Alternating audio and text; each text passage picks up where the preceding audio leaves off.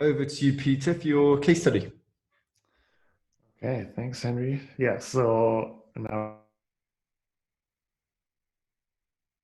that was the mute button.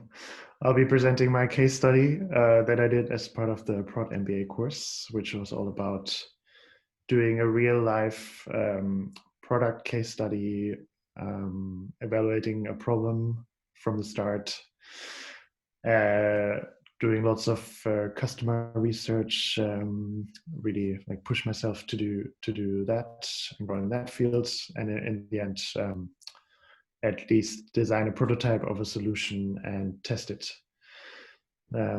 So not just the delivery part, which is what you often focus on in the day-to-day of a product manager role, at least for my kind of mid-level role, but actually do the whole product process from the start.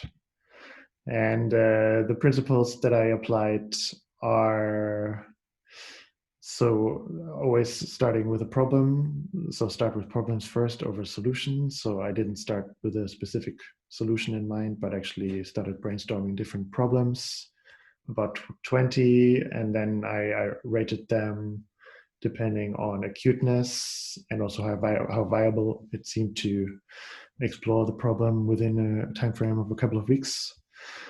Um, Generally, that's something I'm trying to apply more in my life and career. So prioritizing the important over the urgent, not just running and putting out fires all the time, but also doing the sitting down and doing the long-term, more strategic work and thinking. Then data over opinion. So this whole process was based on validating with real people, validating that the problem actually exists rather than just thinking it exists, which would be more in the opinion. So you still use you use your gut feel still, but generally the decisions should be more rooted in data. And yeah, you will see throughout the process that I work with hypotheses, didn't really speak about specific features. And one thing that I specifically wanted to apply was community and connection over technology. So I'm quite aware that technology is growing, it's getting better, lives are getting digitalized, technologized, also work, but it doesn't always mean that life for actual humans gets better. So, and and also because I feel very familiar in this technology part, building digital products, I really wanted to push myself to work on a product that was more around connecting people with each other and not just jumping into building a digital product from the start. So a couple of words about the process. So I already started explaining this, but yeah, I started with first understanding the problem, speaking to real customers about that to get a better understanding of this. Then crafted a product vision with the insights that I generated from that. Then I kind of flipped that or rephrased the product vision into an offer statement that I then again validated with people to to get a feel for if that's something that people are actually interested in. And then in the end, I made some steps to validate the solution and learn from that. So starting with the problem statement. So like I said, in the end, I ideated about 20 problem statements, but this is the one that I chose because it was something that I was working on myself, learning a language. So it was very acute for me. And I had the feeling that it was still, from my research, that it was still acute to many other people. So the basic problem is how to become fluent in a language. So there's so many language courses out there that offer you the basics like grammar, doing the first steps in the language, but it's pretty much universally accepted that you just need to speak really. And the best way to do that is, of course, to live in a country where you speak the language. But what if you don't live in that country? What can you do to become fluent? So essentially, yeah, the problem is uh, we believe that learners of Spanish and German are currently frustrated by the lack of their learning progress, and the ideal situation is to be immersed by the language. Yeah, so this basically, the starting point is that those people, they already have some basic knowledge of the language and they took some first classes and they want to become fluent. So with that in mind, like I said, the process was based on testing hypothesis. So this first hypothesis was about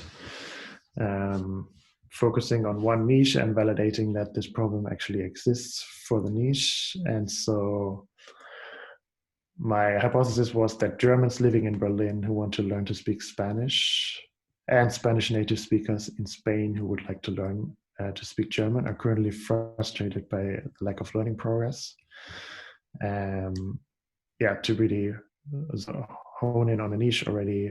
I know that Berlin, which is where I live, which is why I started there, has lots of international people, and also Spanish people move there, for example, to find work. And they struggle with becoming fluent in German. And I also personally knew some people already. So that was a good place to start. And from my own efforts in learning the language, I knew that in finding a tandem partner, there's also lots of other Germans, of course. Lots of Spanish people who want to learn Spanish. Anyway, so then I went and scheduled 5 discovery calls based on my personal network mostly, but also reached out to those kind of Facebook groups, for example, where people go to find a tandem partner to really have some conversations, some open-ended conversations, and get some more insight into the problem. Sorry, that was going backwards.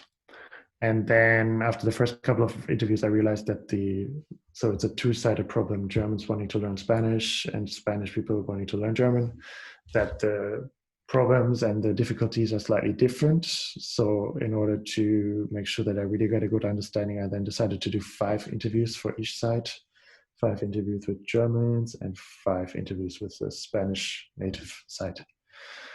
And after that, I kind of iterated on my niche description, and then it became very specific. So I won't go through this in detail, but I really got a good feel of what my niche would be.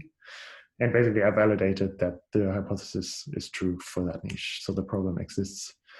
And then to capture insights from the interview, I used this matrix. It's still slightly disorganized. I hope I will do better next time. But so these are lots of the issues that I saw with the Spanish side, the Spanish native speakers, and then I used this scoring mechanism to see which ones were the highest, the most pressing issues. And the one that got mentioned by 4 Spanish natives, for example, was they had missing real life practice.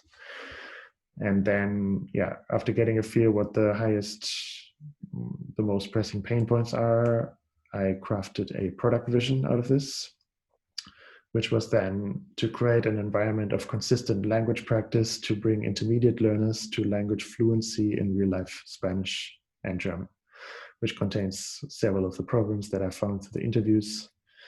They wanted to become fluent. There was a feel of lack of progress and lack of time, which didn't allow the consistent practice.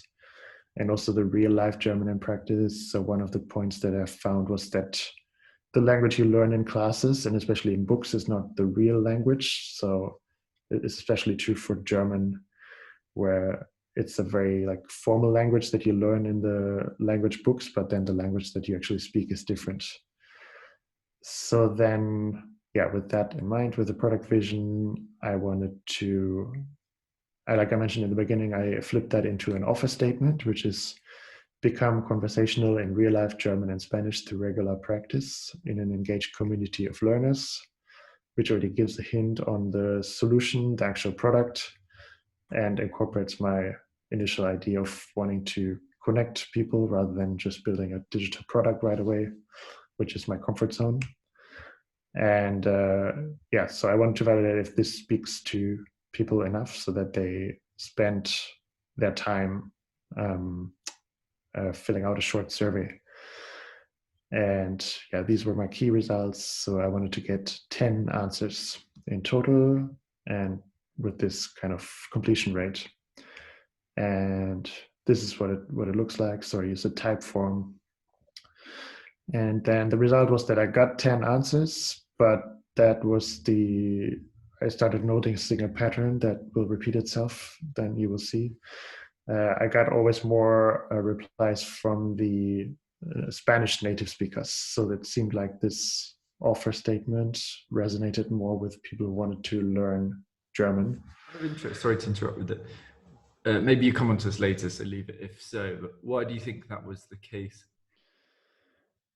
It's a good question. So it could be several things. So maybe the offer statement is not attractive enough to speak to the German audience, and I don't know why that would be. That could be something to investigate further. Another hypothesis that I had was that the way. So how did I contact people? I messaged them. I kind of cold messaged them through Facebook because they were part of these language learning groups, and it could be that Germans are more resistant to just being sold to. So it might have seemed like I was trying to sell something, which in the end I was, although I wasn't trying to. Yeah. There's also something interesting as well about the acuteness, right? Of if you're living in a country and like you need a job in Germany or you need it day to day, then it's going to be more acute than I want to use Spanish once a year on holiday. But Exactly. anyway. So I did the interviews with the German and the Spanish side, and the main motivation for Germans to learn Spanish was travel. And since we're in COVID times now and you can't travel, there's something about the acuteness for sure. I mean, generally the acuteness to learn the language might be lower if you're just learning it to travel. But right now, especially, there's no option to travel really. So while you said it correctly, the Spanish side, they mostly wanted to learn German because they wanted to come to Germany to study or to work, in which case they have a concrete goal. And if you move to Germany to study or work and then you don't speak German, it will be much more painful than if you travel without speaking Spanish. So I think there is something about the acuteness for sure. So in the next step, I wanted to validate that my solution generates enough interest so that people, in the end, it's about generating money, generating revenue, but I felt it was a bit too early to ask for revenue because I didn't have any experience in how to run this kind of community. So in the end, I wanted to host weekly learning sessions with a group of mixed equally between Germans and Spanish natives, and basically give them some input, a topic, an exercise, and then pair them up one-to-one so that they can speak, which then means they don't have to go through the pain also to find a tandem partner, which is sometimes difficult. You need to find someone that you click with, otherwise it gets boring. And also you need a commitment to meet every week. So you don't have this if there's a regular meeting spot in this community. So I wanted to get 50 signups for this community. And how I did it was then with another type form, which introduces the concept briefly in kind of a language landing page format, again with the offer statement, or rather the job to be done, becoming fluent in German and Spanish, and then telling people what it is. It also had these 3 benefits that I found out from the research. And in the end, I wanted them to spend some more time applying to this community to make sure they're a good fit in that way, rather than asking for a payment, basically asking for that time and seeing if they're willing to invest their time in applying for this. And I did, so this was where it got more difficult. I contacted maybe 30 people and I got 3 signups, sorry. But this time just from learners of Spanish. So it reinforced the thing that I said before, that the need seems to be higher on the Spanish native speakers. I did get some questions back.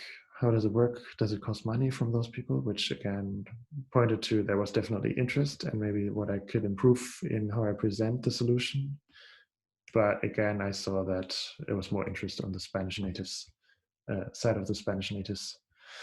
So then I thought, okay, maybe it's just too much out of the blue that I just sent some random person contacts people on Facebook, sending them a link to a Typeform survey. Maybe if I approach people on a different platform where that is already about community and meetings, it will be easier to attract people. So I set up a Meetup group with the same description, and people could already see, okay, there's a session scheduled for the next 4 weeks, so it's a regular session.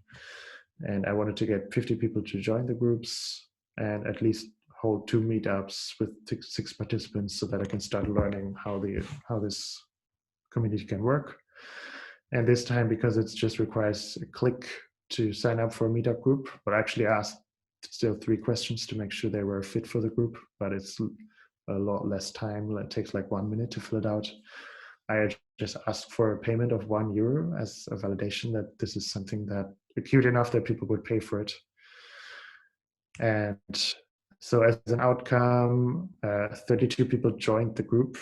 I think today 1 more person joined. Now it's maybe 33, but same number. And then one person actually joined the first meetup and paid €1. But I did not get a lot of traction in people joining the meetups, unfortunately.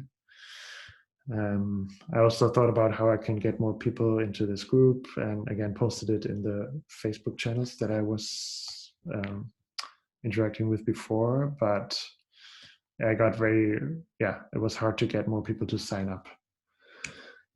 So in the end, as a summary, I validated the original offer, but found that demand from the Spanish natives who want to learn German was much higher, and it points to that the acuteness of the problem is probably much higher for Spanish natives. And I got some positive feedback on the concept, even got some people to fill out the survey and to pay money, but again, only from the Spanish side, which is a sign that there's something behind this. So it's acute enough that people would pay for it. And this specific offer, which focuses on intermediate learners becoming fluent, and the concept could work. But in the end, it does not seem the friction to make my proposed solution work seems too high to actually put it into practice.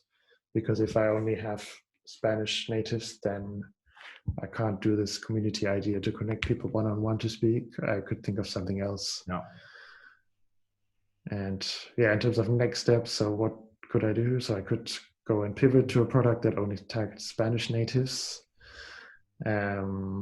I can also just continue running the meetup group for free to just gain more experience, and maybe then people will sign up. And then once I have run some meetups successfully, I also have more of an authority in the area. So right now I'm just a random person doing this, but then if I have more authority and experience, and I can also get some quotes of people showing their experiences, their positive experience, then I'm maybe able to attract more people. Nice. Awesome. So that's it. Great. Really nice. Yeah, really interesting as well to see, because as a language learner myself, really interested to see how you approach the validation. Good. So I'll go into feedback on the case study, and then just some general comments, I think, from the 8 weeks. I think the first one on the principles. Yeah, nice. I think you could have personalized these a bit more. I liked, however, your points around sort of community versus tech was good. I think really good learning there. This last one here, I think it's nice you sort of explain like why you felt this is important to you. So about pushing yourself. Yeah. Really nice to hear. On the problem, this was clear. Apart from that, I copied yours. So. Yeah. I mean, it's fine if you think they make sense. But I like, it's nice when I think someone's like really deeply thought through and sort of said, okay, what actually are my principles to take forward? I think that's a big difference as you sort of step up in leadership. Obviously, I think the template ones are okay, but I think it's good to sort of think these through. On the problems, I think this was good. Clear explanation. You explained sort of a clear explanation of the acuteness as well, which was nice. I think I suppose if you're pitching this, let's say internally with the team, you'd be a bit more concise. I think just to really focus people on the problem statement, just in terms of explanation, etc. But saying that, the explanation was helpful. Right? You talked through why this was acute, or you felt this was acute. On the hypothesis one, yeah, again, you're talking through the logic of what the hypothesis was, why you thought it made sense was clear. One thing I think is partly our fault is on the next slide, sorry, that like visualization, I think we need to, after this, we need to cut this down actually. And, how would you share the learnings externally? It probably wouldn't be the Excel sheet. It would be like, here are, 5, here are just the acute issues and the opportunities that we identified from it. Just sort of, which I addressed in the landing page specifically, but I didn't list them in the presentation. I think that's really our fault actually with the template. So example. So this was more about showing the process for me than rather than actually saying that if you come to the product vision, you sort of see that there, and again you talk through the logic of this. It was really clear. I like the emphasis on the consistent practice and the real life. I think again this is a really good point, important point, right? You don't need to reinvent the wheel. Right? You're just emphasizing these subtle differences in an offer, which can be really powerful. Hypothesis 2, good. This feels compelling to me, like as a long-term language learner. I felt here you did do this later, but I felt it was a bit, it's obviously a lack of confidence at that stage, and saying become conversational is far less compelling than become fluent.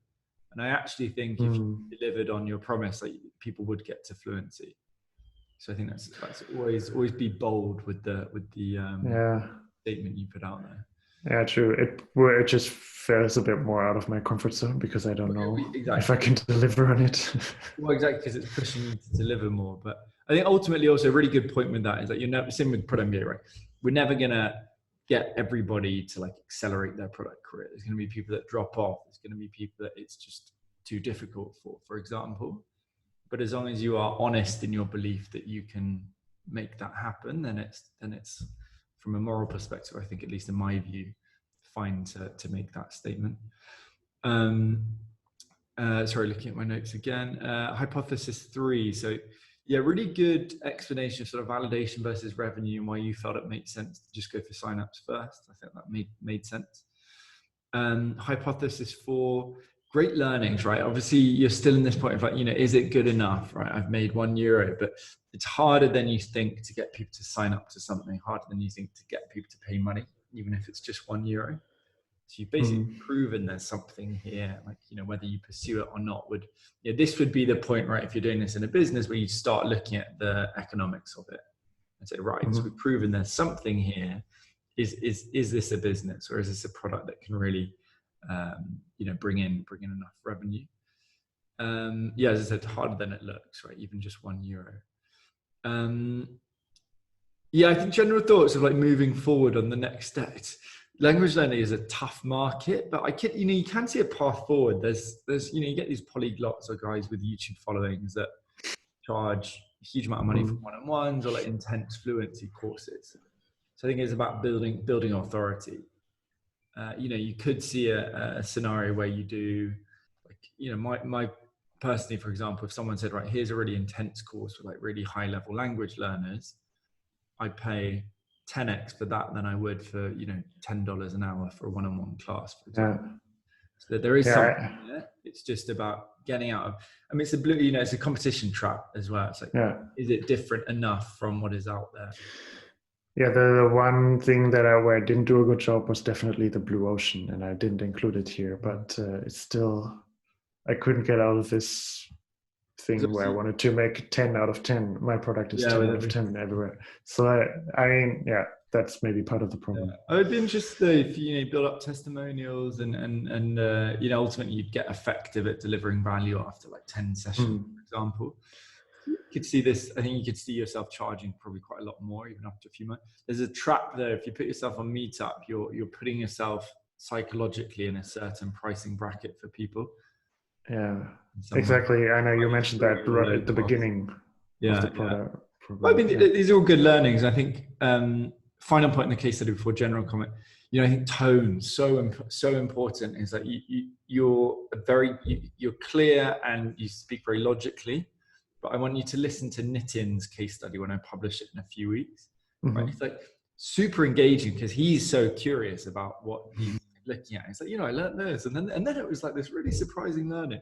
These sort of small things which coming on sort of general comment. That's it's really what leadership becomes, right? Is you're doing, actually, you should be doing fewer and fewer things the more senior you become. And it's things like, say you introduce a problem statement, right? Just using silence, keeping it really short. These kinds of subtle, they are being really engaging, right? When you're introducing a concept, so you feel like you're acting in a way. These are kind of things that I think, coming on to sort of general feedback, we talked about before. I think you're a super smart guy. You're very analytical. You have a good technical background, and I think you have a good strategic brain. Like, you're approaching things in the right way. Like, strategy is something that can always be improved. I think particularly with, obviously, tech products is not something you worked with. Like, how do we plot these steps towards, let's say, a more complex product that we want to build? What's realistic to do before that? That's one area I think to focus on. Second thing is that leadership and influence, right? It's these kinds of small things, right? Tone when you're presenting, right? So really capture people's attention really quickly. And I think I'd love to see you continue to run some of these meetups. I think it's the best way, because it's like, you're out of your comfort zone. Nobody's going to force you to do this, right? There's no accountability. And you're going to be in a group with, suddenly 10 people just saying, right, Peter, like, what are we doing? And I think that's a really, really good learning to have. Yeah. Yeah, the meetup group is still online. I still have the €1 charge. I could maybe think about removing it. I'm also in touch with a former Spanish teacher of mine, and she's actually working on a Spanish course with other Spanish teachers. Yeah. And we'll try to collaborate on, because we both have insights on this problem space. Yeah, I think honestly, just start with the meetups, because it's even if it's 6 people, it's really good practice, right, of just engaging a group of people that don't need to be there, right? Unlike work, people have to sit in on a meeting. Yeah. You quickly see, a couple of people drop off, if you're not delivering, if you're not really engaging, if you're not prepared for the session. And I think, ultimately as well, it's not going to be a huge amount of work. So I think it's a realistic thing to work on. But no, but as I said, I think everything else is down. I think you have like the product mindset there. I think it's just about continuing with these sort of leadership, these subtle, it's the hard thing, right? These sort of soft skills, right? These sort of leadership skills. Definitely. Otherwise, really, really good. I think really nice work. You went into a really tough market, right? And actually you found this sort of differentiated position. Challenge now is, how do you sort of differentiate value with, ultimately like generating revenue with it, taking that a bit further. So nice work, Peter, on this.